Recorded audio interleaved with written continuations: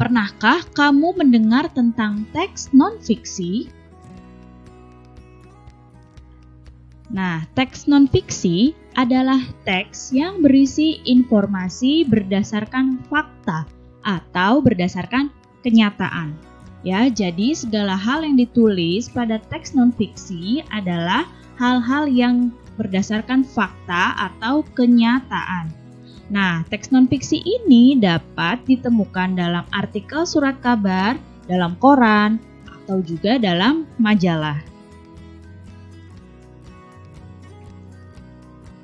Di dalam teks non-fiksi, informasi-informasi yang disajikan memiliki keterkaitan satu sama lain secara berurutan, sesuai dengan kenyataan. Informasi tersebut disusun menjadi sebuah paragraf yang padu. Nah, sekarang bagaimana caranya menggali informasi dalam teks non-fiksi? Yang pertama, kamu harus terlebih dahulu membaca teks non-fiksi tersebut dengan seksama.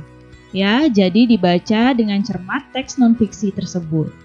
Nah, bisa dengan selanjutnya membuat dan menjawab pertanyaan berdasarkan teks non-fiksi yang dibaca. Ya, setelah itu bisa juga dengan menentukan ide pokok atau pikiran utama dari teks non-fiksi. Jadi, cara menggali informasi teks non-fiksi pertama harus dibaca.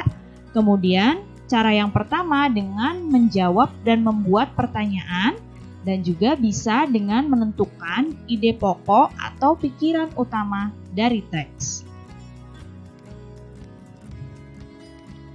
Sekarang perhatikan teks non-fiksi berikut.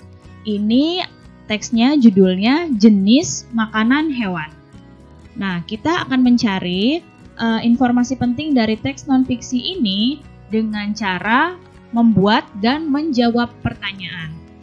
Nah, akan Ibu beri contoh untuk paragraf yang pertama. Kita akan membuat pertanyaan. Contohnya, pertanyaannya, apa saja jenis makanan hewan? Nah, kamu baca di paragraf 1 ini, apa saja jenis makanan hewan? Nah, ternyata jawabannya ada di sini, di kalimat yang pertama.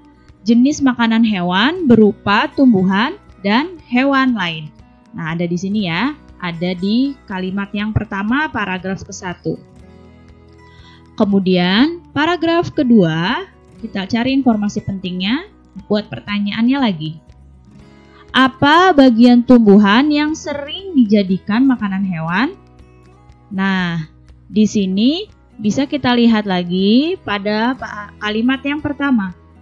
Bagian tumbuhan yang sering dijadikan makanan hewan adalah daun. Kemudian, paragraf yang ketiga. Kita buat pertanyaannya, apa makanan hewan selain tumbuhan? Nah, kita cari jawabannya di paragraf ketiga. Nah, jawabannya adalah beberapa hewan memakan hewan yang lebih kecil. Jadi, dari teks ini kita bisa dapat 3 informasi penting. Bisa yang pertama, jenis makanan hewan berupa tumbuhan dan hewan lain. Ini didapat dari paragraf 1. Informasi penting selanjutnya ada dari paragraf 2. Bagian tumbuhan yang sering dijadikan makanan hewan adalah daun.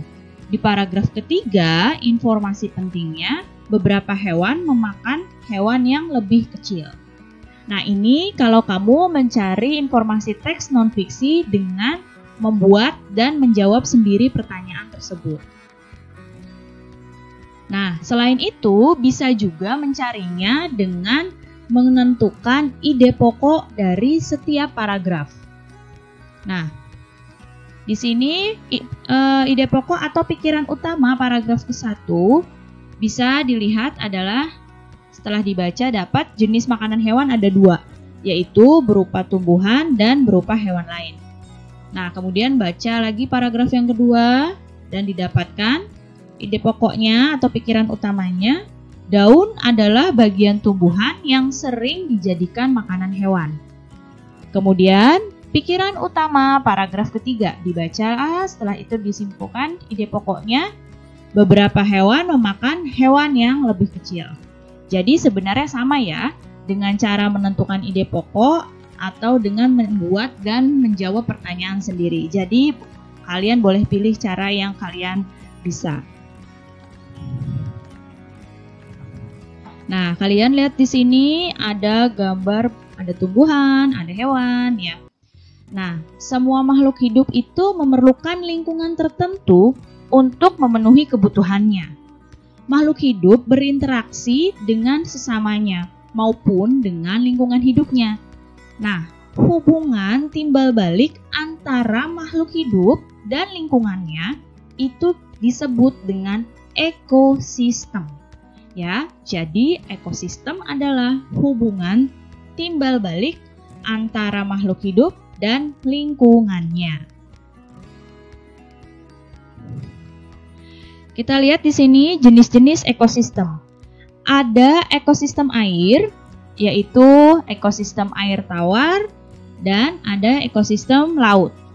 Ya, ekosistem air tawar itu seperti sungai, ekosistem danau, ya, itu adalah ekosistem air tawar. Dan ada ekosistem laut, yaitu ekosistem yang ada di dalam laut. Kemudian ada ekosistem darat. Nah, di sini ekosistem darat ada ekosistem hutan hujan. Kemudian ada ekosistem padang rumput. Ada ekosistem gurun dan ada ekosistem tundra. Nah, untuk tundra ini adalah daerah yang suhunya itu rendah seperti di kutub. Kalau gurun ini yang suhunya tinggi. Nah, di Indonesia ini ada ekosistemnya ekosistem hutan hujan sama ekosistem padang rumput. Jadi ini adalah jenis-jenis ekosistem. Selanjutnya, apa saja komponen dalam sebuah ekosistem? Nah, dalam sebuah ekosistem itu ada komponen yang disebut dengan komponen biotik atau makhluk hidup, yaitu manusia, hewan, dan tumbuhan. Dan komponen yang satu lagi ada komponen abiotik atau benda tak hidup. Apa saja? Ini contohnya tanah, udara, air, cahaya matahari. Pokoknya yang benda-benda tidak hidup itu termasuk komponen abiotik. Jadi ekosistem komponennya ada dua ya. Ada komponen biotik atau komponen yang makhluk hidup. Ada komponen abiotik, yaitu komponen yang benda-benda tak hidup. Nah, sekarang perhatikan gambarnya. Di sini ada contoh ekosistem air tawar. Coba sekarang sebutkan yang ada di ekosistem ini apa saja komponen biotiknya dan apa saja komponen abiotiknya. Dilihat ya di gambar sini. Komponen biotiknya atau komponen makhluk hidupnya ada kerbau, ada burung, jamur, tumbuh-tumbuhan, ada kura-kura, ada kepiting, ada ikan, dan ada katak. Ya, jadi komponen biotiknya semua yang makhluk hidup yang ada di gambar ekosistem ini. Pohon, rumput, jamur, kerbau, burung, kura-kura, katak, ikan, kepiting. Sekarang komponen abiotiknya atau benda-benda tak hidupnya. Ya, ada cahaya matahari, ada udara, kemudian ada air, dan juga ada batu, ada tanah. Nah, jadi di sini ada sinar matahari, udara, air, tanah, dan batu.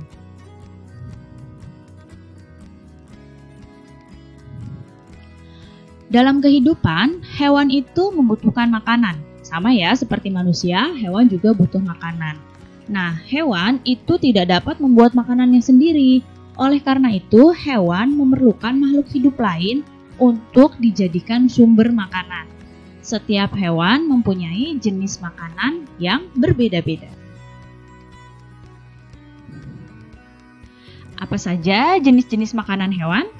Nah, ada jenis makanannya, ada tumbuhan. Nah, di sini pada tumbuhan, bagian tumbuhan yang sering dimakan oleh hewan adalah daun, buah, bunga, dan biji-bijian. Kemudian hewan juga memakan hewan lain. Nah, biasanya hewan yang lebih kecil ini akan menjadi makanan bagi hewan yang berukuran lebih besar. Nah, di sini lihat ya, ada contoh kambing yang sedang memakan rumput.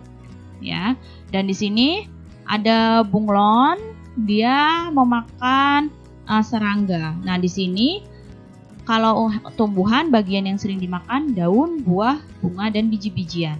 Hewan lain, kalau makanannya hewan lain biasanya hewan yang lebih kecil yang akan dimakan oleh hewan yang ukurannya lebih besar. Setiap hewan memakan makanan yang berbeda-beda. Nah, karena berbeda-beda itu, jadi berdasarkan makanannya, hewan dikelompokkan jadi 3 jenis. Apa saja pengelompokan hewan dari 3 jenis ini? Yang pertama ada yang disebut dengan herbivora atau hewan pemakan tumbuhan. Kemudian ada karnivora, hewan pemakan daging. Dan ada omnivora, yaitu hewan pemakan tumbuhan dan hewan juga. Jadi pemakan segala. Nah, pada herbivora ini susunan gigi terdiri atas gigi seri dan geraham dan yang lebar dan kuat. Kemudian pada karnivora ini punya gigi seri, taring dan geraham. Dan atau bisa juga pada burung ini yang karnivora paruhnya tajam. Kalau omnivora ini punya gigi seri, taring, dan geraham. Nah, ini adalah gambar tengkorak hewan-hewan yang pertama ini adalah herbivora, yang kedua ini adalah tengkorak karnivora, lihat ada taringnya, dan yang ketiga ini tengkorak karnivora. Nah, lihat nih bentuk giginya beda-beda ya. Nah, apa saja contoh hewan herbivora atau yang pemakan tumbuhan? Tahu ya, pertama contohnya ada jerapah, kemudian gajah, kambing, terus ada burung kolibri, dan masih banyak lagi. Nah, pemakan tumbuhan ini bukan hanya makan daun ya, tapi seluruh bagian tumbuhan. Jadi hewan itu kan bermacam-macam makanannya yang dari tumbuhan. Nah, hewan yang asal makanannya dari tumbuhan itu disebut dengan hewan herbivora. Nah, kalau ini contoh hewan karnivora atau yang sumber makanannya dari daging, yang makanannya dia daging.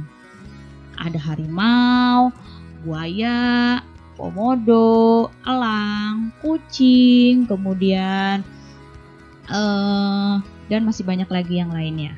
Kemudian contoh hewan omnivora atau hewan pemakan segala.